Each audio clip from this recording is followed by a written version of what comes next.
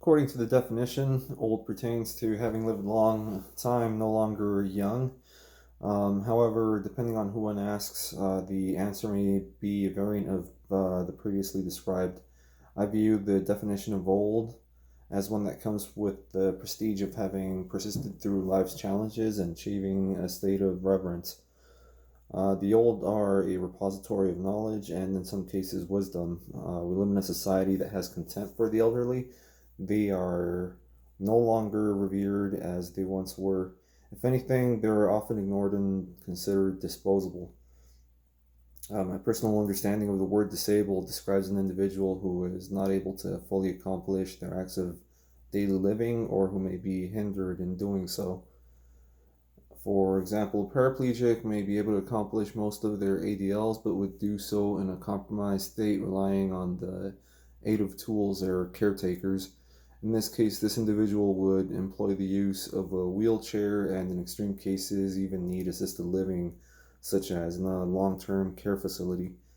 In my understanding of aging and disability, there's a hint of liability. For example, in American society, the young are typically tied up with jobs or careers in addition to raising a family. This can be overwhelming for some.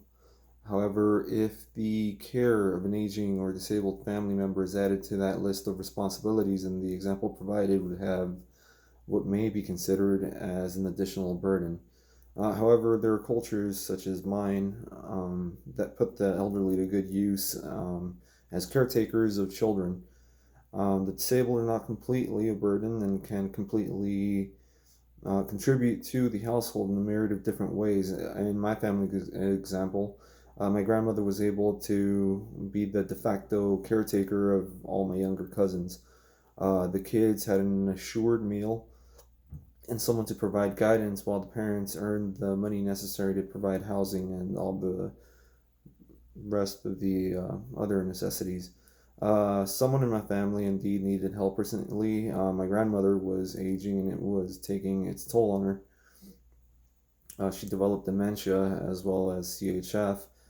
Even then, she was a great asset to the family. My aunt ended up becoming a stay at home mom to supplement the areas that my grandmother was no longer able to tackle.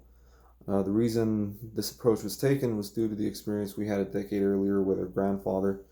Uh, Unlike my grandmother, he was placed in a long term care facility where he rapidly declined.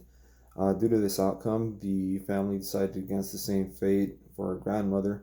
She spent the majority of her days in the household until she was summoned to the heavens.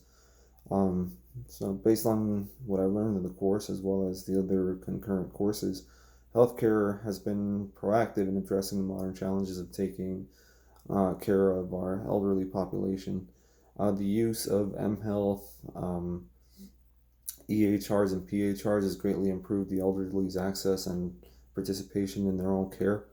The most popular of the three is mHealth, which manifests as smartphone apps that many people now have access to. With the ubiquity that smartphones now enjoy, people have weight loss, EKG, sleep study, and other apps to help them be proactive participants in their own healthcare. Even those who reside in isolated areas, um, rural areas, can now partake and even have access to telehealth services, which is like having a doctor at one's fingertips. If hard pressed, I believe that the elderly need to be encouraged to embrace this new technology as they often are set in their ways and are resistant to learn the new technologies.